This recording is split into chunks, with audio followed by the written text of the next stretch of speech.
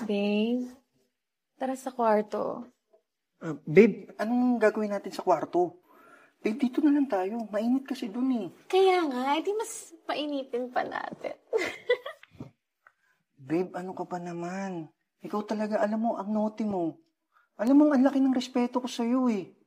Oo, babe, alam ko naman yun. Pero, ang tagal na natin, oh. Ilang years na tayo, babe, kaya please, pagbigyan mo na ako. Babe, huwag mo nang ipilit. Manood na lang tayo. Kung sa'yo, manood ka mag-isa mo?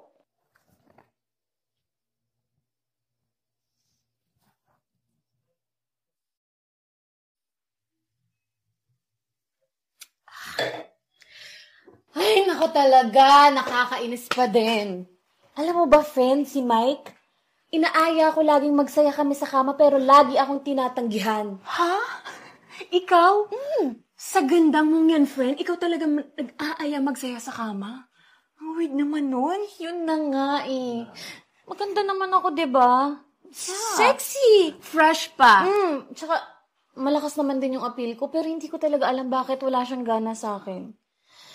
Siguro, nang bababae yun si Mike.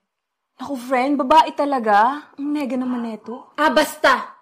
Yari talaga siya sa akin kapag nalaman kong nang bababae siya. Friend, kalma.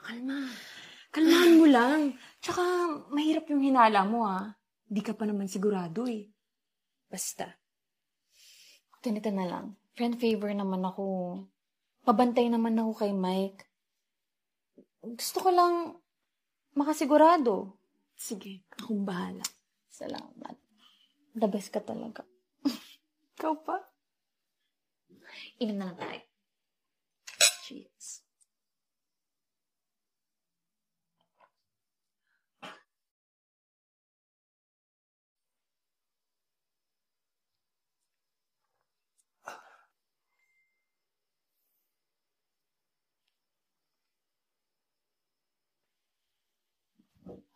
Babe, may nag-chat ata sa'yo. Sino yan? Babe, sa work. Babe, alis muna pala ako. May importanteng lakad lang ako. Sige, babe. Ingat ka, ha?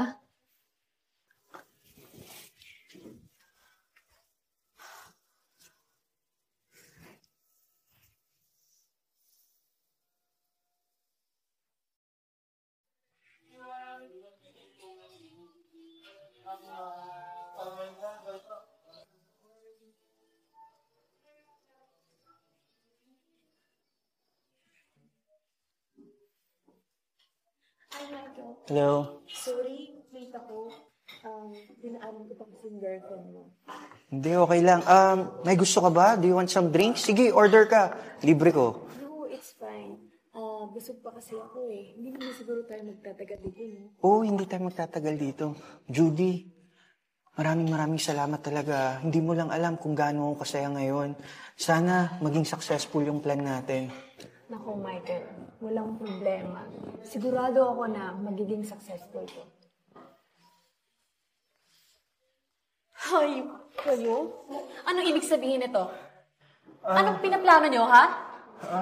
Ano, babe? Teka lang. Ano bang ginagawa mo dito?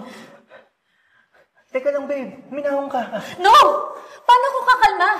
After kong makita yung best friend ko tsaka yung boyfriend ko na magkahawak yung kamay, paano, ha? Sige nga! Friend, no. It's not what you think. Nag-usap lang talaga kami ni Michael. Yun lang. No, you shut up.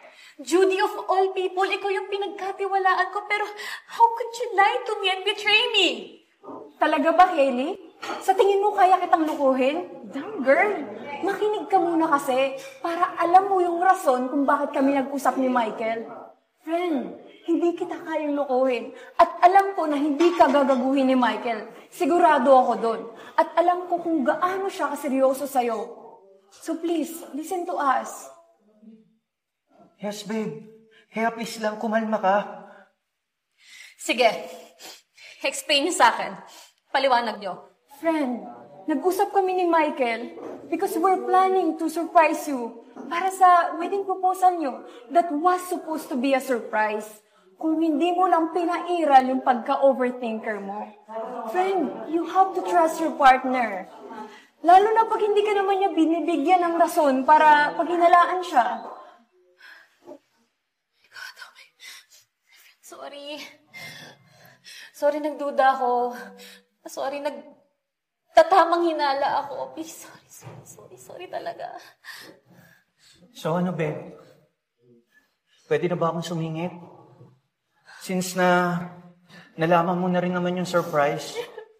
Ano ba? Yes or no? Will you marry me? Yes! Yes na yan! Of course, yes! Oh my God! Nakakainis ko yun. Oh my God! Congrats, girl! Thank you. Congrats, Michael. Kailangan natin mag-celebrate. Oh my God!